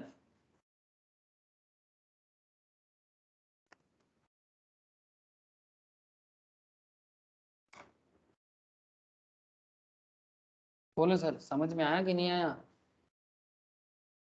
हाँ sir. ठीक है. However, एक बात याद रखिए, the interest income earned by his spouse, मतलब वासुदेवन की spouse on FD of 5 lakh alone would be included in the hands of Mr. Vasudevan's brother and not the interest income on the entire FD of 6 lakh since the cross transfer is only to the extent of 5 lakh. ये जो cross transfer हुआ है ना, basically 5 lakh के हिसाब से ही हुआ है, 6 लाख का हिसाब यहाँ पर नहीं लिया जाएगा. ठीक है, यहाँ पर 5 लाख को ही दिमाग में रखते हुए ट्रांसफर को माना जाएगा, तो 5 लाख को यहाँ पर एक्सटेंड किया जाता है. केस क्या है मैं आपको फिर से एक बार बता देता हूँ. मिस्टर वासुदेवन ने गिफ्ट किया था 6 लाख, लेकिन बदले में इसने कितना दिया, 5 लाख. तो इनमें से जो 5 लाख का अमाउंट है, इसी को मतलब बेसिकली क्रॉस ट्रांसफर में जो वैल्यू कम हो रहा है यहाँ पर, उसी को वैल्यू करके एक्सटेंड करके लिया जा रहा है. ठीक है, तो जो भी इंटरेस्ट कैलकुलेशन के टाइम पे मेनली ये बात होता है, बाकी नॉर्मल केस में ऐसा जरूरी नहीं है. इंटरेस्ट कैलकुलेशन के टाइम पे 5 लाख को हिसाब करके जो लोअर है उसी के हिसाब से ये एक्सटेंशन लिया जाता है. ठीक है, अगर बाद में कोई ऐसा जरूरत का पॉइंट आएगा मैं आपको फिर से बताऊंगा. बाकी ये वाला पॉइंट एक बार देख लो, conversion of self acquired property into the property of a Hindu undivided family. Sir ये क्या खेल है? सर आपका कोई इंडिविजुअल प्रॉपर्टी है, आप क्या कर रहे हो, आपका खुद का प्रॉपर्टी को ज्वाइंट फैमिली के प्रॉपर्टी के अंदर ऐड कर रहे हो, और आप खुद भी ज्वाइंट फैमिली का कौन हो, मेंबर हो. ठीक है, section 64 subsection 2 deals with the case of conversion of self acquired property into a property of a Hindu undivided family, where an individual who is a member of the HUF converts at any time after 31st 12 1969 his individual property into property of HUF. मतलब आपका खुद का खरीदा हुआ कोई property जो आप एक जॉइंट फैमिली के अंदर ट्रांसफर कर रहे हो, which is a member, जिस फैमिली का आप खुद भी मेंबर हो, और throw such property into the common stock of the family or otherwise transfer such individual property directly or indirectly to the family otherwise then for adequate consideration. मतलब adequate consideration बिना ही आप वो ट्रांसफर कर रहे हो, तो यहाँ से जो भी इनकम क्रिएट होगा वो आपके हाथ में ही टैक्सेबल होगा. such property shall constitute to be including the total income of the individual जो ट्रांसफर कर रहा है. मतलब जॉइंट फैमिली के हाथ में टैक्सेबल नहीं होगा, ट्रांसफरर के हाथ में होगा. बस ये कुछ सिंपल कॉमन सेंस लगा देना. where the converted property has been partitioned, अगर converted property partition हो जाता है either by way of total or partial partition, the income derived from such converted property as is received by the spouse on partition will be deemed to arise to the spouse from asset transferred indirectly by the individual to the spouse, and consequently such income shall be included in the total income of the individual who effected the conversion of such property. अगर spouse को भी मिलता है तो spouse के हाथ में भी हो सकता है या normally transferor के हाथ में. Or where income from converted property is included in the total income of an individual under section 64 subsection 2, it will be excluded from the total income of the family or as the case may be of the spouse of the individual. तो ये single property आपने खुद खरीदा था, बाद में joint family में transfer किया, तो उसका क्या केस हो सकता है ये आपको बताएं. इनकम इंक्लूड लॉस, ये बात भी ध्यान में रखिए. As per explanation 2 of section 64, income would include loss. Accordingly, where the specified income to be included in the total income of the individual is a loss, such loss will be taken into accounting with computing the total income of the individual. It is significant to note that explanation applies to clubbing provision under both the section 64 subsection 1 and 64 subsection 2.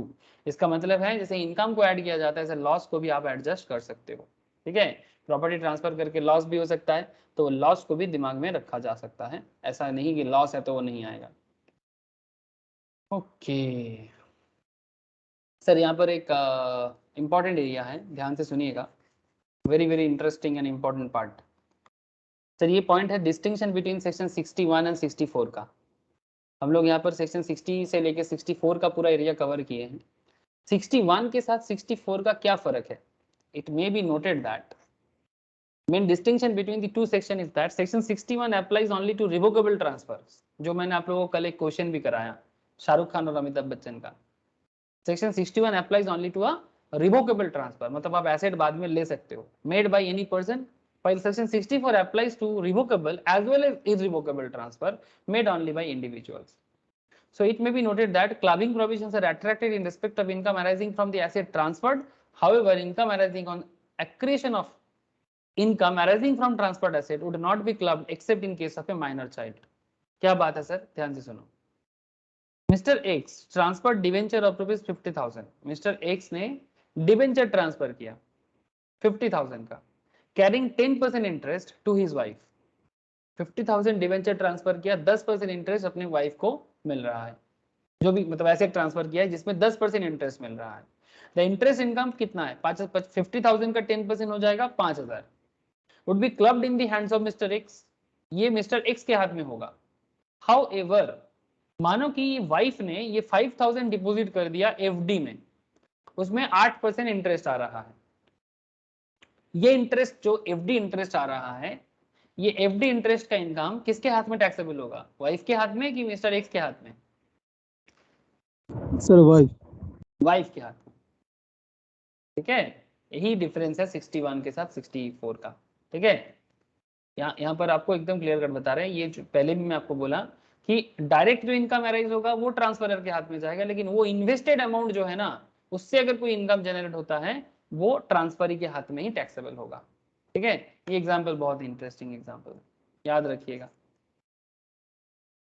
ऐसा और भी कुछ questions का solutions है इस तरह का, मैं आप लोगों को वो वाला क्लास शेयर करूंगा. ठीक है, आप लोग वहां पर भी और थोड़ा प्रैक्टिस के लिए वो वाला क्लास देखिएगा, जहाँ पर और भी थोड़ा वेराइटीज मैंने लिखा के करा के रखा, वो मैं आप लोगों को शेयर करूंगा. ठीक है, बाकी क्लबिंग के हिसाब से जो मुझे बोलना था मैंने आप लोगों को बता दिया. आप लोग प्लीज इसका समरी जो सेक्शंस है एक बार समरी देख लीजिएगा. समरी देखने के बाद आप लोगों के लिए घर के लिए होमवर्क है, यहाँ पर काफी सारा क्वेश्चंस है, मतलब सेक्शन वाइज आपको बहुत सारा क्वेश्चन मिलेगा, मस्ट प्रैक्टिस है. ठीक है, पांच क्वेश्चन तो है ही यहाँ पर. ठीक है, कुछ और क्वेश्चन मैं आप लोगों को लिखा हुआ क्वेश्चन है मेरा सोल्यूशन के साथ, वो मैं क्लास शेयर करूंगा. आप लोग प्लीज उसको भी कीजिएगा प्रैक्टिस के लिए. और यहाँ पर जो क्वेश्चन है इसको आप लोग घर पे प्रैक्टिस कीजिए, आंसर भी आपको मिल जाएगा. ठीक है, तो चेक कीजिए कि आप कितना सीखे, कितना समझ में आ रहा है. लिख के प्रैक्टिस कीजिएगा ताकि याद रहे और एग्जाम में परफॉर्म करने में सुविधा हो. अदरवाइज क्लबिंग तो इतना ही है, घर पे पढ़िए, कोई डाउट हो तो मुझे बाद में पूछिए. ठीक है, नेक्स्ट क्लास हम लोग दूसरा कोई टॉपिक जैसे कि सेट ऑफ कैरी फॉरवर्ड या डिडक्शंस, ऐसे टॉपिक के साथ आएंगे सर. ठीक है. और कुछ नहीं सर, आज इतना ही है। आज थोड़ा जल्दी छोड़ दिया आप लोगों को। बोलो सर, कोई क्वेश्चन है तो करो, लेकिन प्रैक्टिस जरूर करते जाइए। फिर मैं एमसीक्यू क्वेश्चंस वगैरह जिनका सभी को मोटा मोटी एमसीक्यू वगैरह पूछा जाता है वो भी आप लोगों में शेयर करूंगा, जिसको आप लोग घर में बैठे बैठे और प्रैक्टिस कीजिएगा। लेकिन जो टॉपिक वाइज क्वेश्चंस है उसको प्रैक्टिस करना मत भूलिए, क्योंकि उसी पे डिपेंड करता है आपका बाकी क्वेश्चन का आंसर। जो ब्रॉड है बट ब्रॉड में ही छुपा होता है शॉर्ट, ये बात याद रखिएगा, ठीक है। ब्रॉड एक्चुअली देखो, इनकम टैक्स रियल में ऐसा ही होता है, आपको प्रोविजन के साथ ही पूरा चीज लिखना समझना पड़ता है। बाकी अगर एमसीक्यू पूछ ले तो आपको दिमाग में होना चाहिए कि भाई किस प्रोविजन के कारण ऐसा हो रहा है, तभी आप उसका सही जवाब दे पाओ। ठीक है सर, ठीक है फिर चलो बाय फिर आज। Bye sir. রাখছি দাদা। Okay tata. Bye sir. Bye bye sir. Sir.